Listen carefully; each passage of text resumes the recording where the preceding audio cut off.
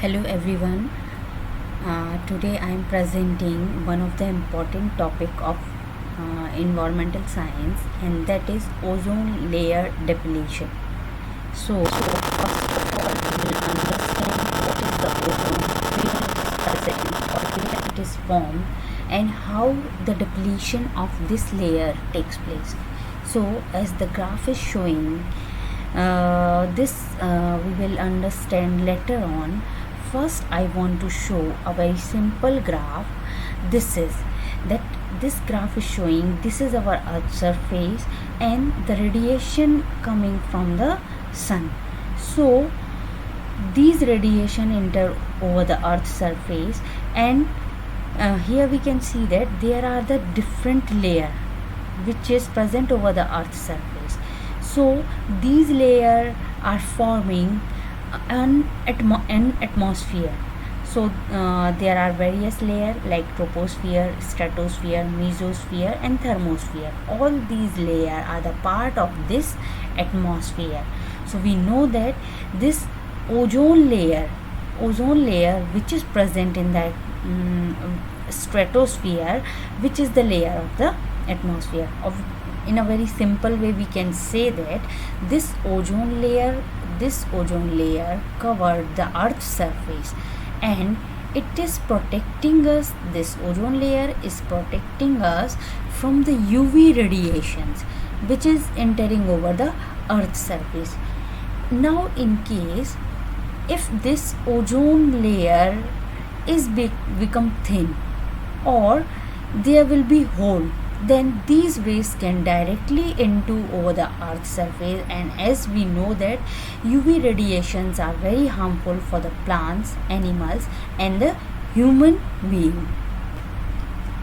So in the next slide, first we will understand about the ozone. Ozone is a triatomic molecule. The molecular formula is O3, and which is present 20 km above the earth's surface, from 20 to 50 km above the earth's surface.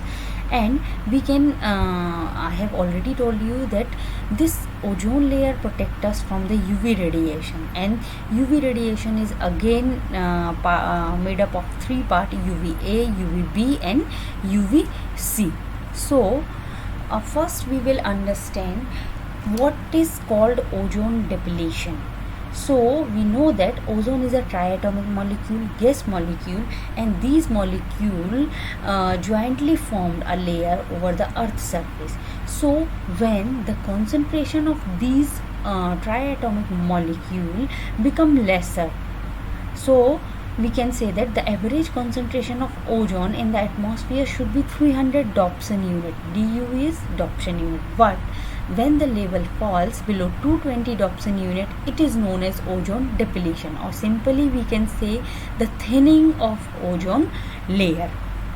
There are various substances which is responsible for this ozone depletion. These are known as ozone depleting substances, or ODS.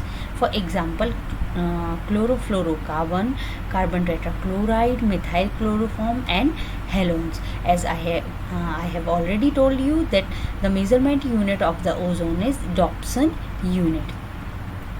Now in this slide we can understand how the ozone layer formed. So the ozone layer is simply formed by the oxygen molecule in the presence of sunlight. So when this oxygen molecule in the presence of sunlight, it broken down into the oxygen atom, and when the single oxygen atom combined with the oxygen molecule, it is formed a triatomic molecule. This is known as ozone. So this is the simple method of ozone formation. But now we will understand the chemistry behind the ozone layer depletion.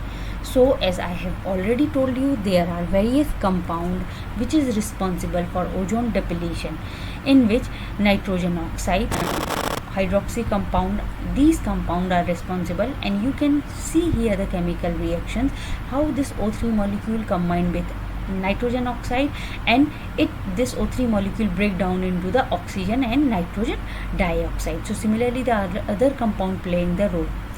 the very much important role played by the chlorofluorocarbon, which we have to understand. This chlorofluorocarbon is a very harmful substances which is affect our ozone layer.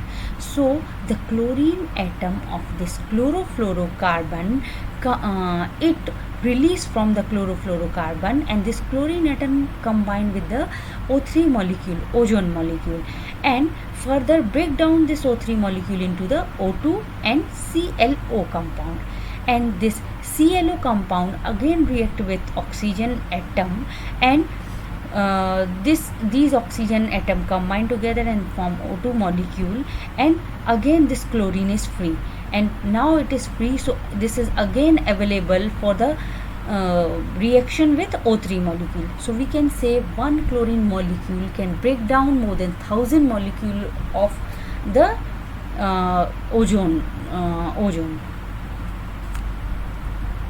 In this slide we can understand how these UV radiation are entering over the earth's surface. So various compounds, chlorofluorocarbons, halogens, when they emit from the earth's surface, they reaching to the ozone layer.